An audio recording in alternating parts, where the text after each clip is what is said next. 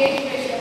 इसके लिए हमें एक डेरिवेशन मतलब एक एक्सप्रेशन यहाँ पे प्रूव करना है कि क्या ये रिलेशन यहाँ पे लागू होता है या नहीं, ठीक है ना। तो उसके लिए हमने क्या लिया बेटा, एक कंटेनर लिया, ठीक है।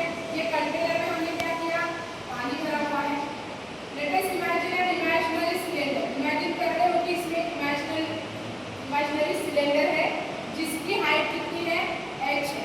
इसमें हाइट कितनी है, h, और क्रॉस सेक्शनल एरिया क्या है, a। आपने इमेजिन किया एक टैंक है पानी से भरा हुआ, उसमें आप इमेजिन कर रहे हो कि सिलेंडर रखा हुआ है जिसकी क्रॉस सेक्शनल एरिया a है और हाइट कितनी है, h। आप suppose this is x1 point and this is x2 point, and यहाँ का जो प्रेशर है वो है P1, यहाँ का जो प्रेशर है वो है P2। तो ये हाइट कितनी बन जाएगी, height is nothing but the difference between the 2 points.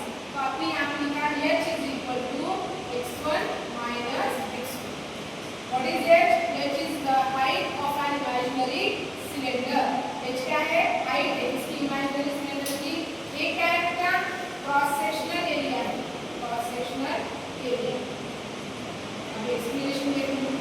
Let us consider a tank filled with a liquid. Let us imagine an imaginary cylinder in that tank having area A and height h. Area A and height h. So, due to this liquid above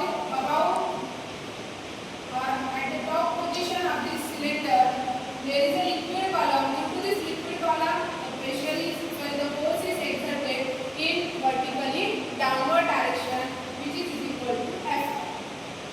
As this F1 क्या है, ये जो cylinder है इसमें 3 forces exert हो रहे हैं। First कौन सा है, F1।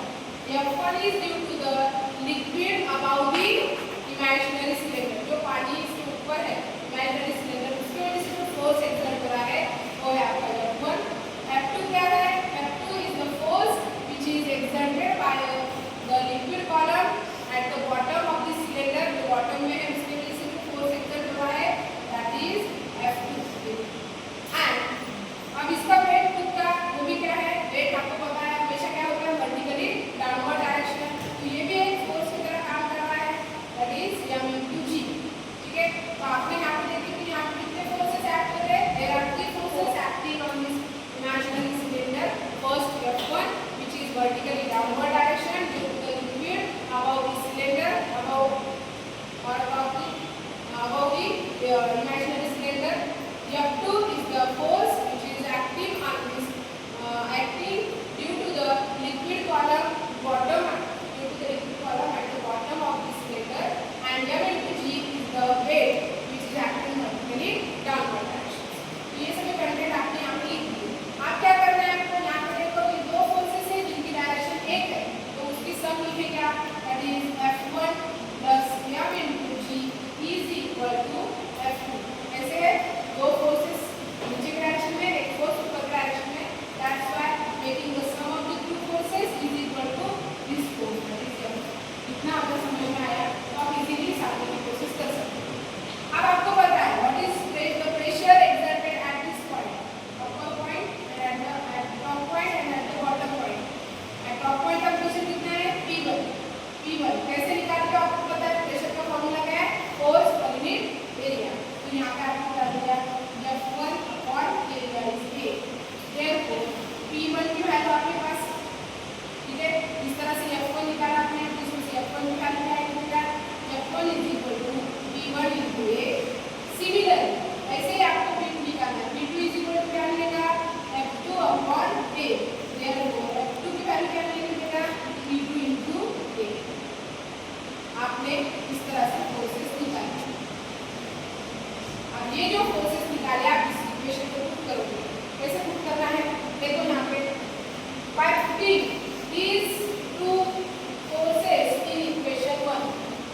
तो इक्वेशन 1 क्या बनेगा, that is इक्वेशन 1 F1 की वैल्यू क्या है, P1 into A। तो P1 into A plus m into g as it is equal to F2 की वैल्यू क्या डालोगे, P2 into A, ठीक है। This is equation number. अब क्या करना है, अब आपको मैंने इससे पहले जो पढ़ाया था pressure due to liquid column, आपने उस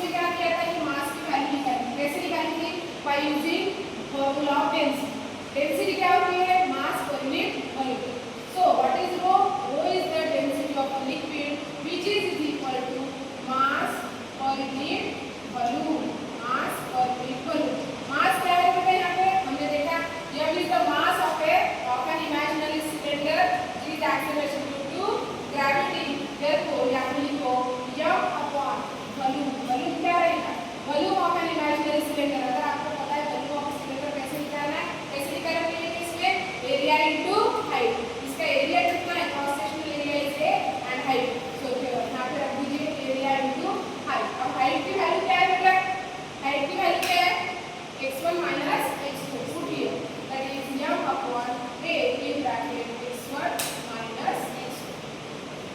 अब इसमें से मास निकाल लीजिए, therefore m is equal to rho into a in bracket x1 minus x2, equation number 3। Putting this equation 3 or by putting the value of m in equation 2 we get क्या मिलेगा आपको 3 in 1 3 in 2 then equation 2 become क्या बनेगा equation 2 that is p1 into a plus m की जगह क्या डालोगे आप ये value that is rho into a in bracket x1 minus x2 is equal to p2 into a। अब हर जगह a है तो आप इजीली कैंसिल कर सकते हो, a कैंसिल, we get क्या मिलेगा आपको, we get that is p1 plus rho in bracket x1 minus x2 into यहाँ पे g है ना, g लिखा है, g is equal to p2 is equal to p2।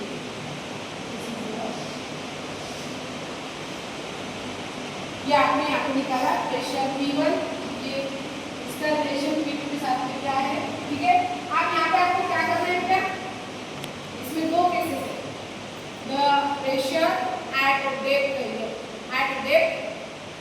h at pressure at height d।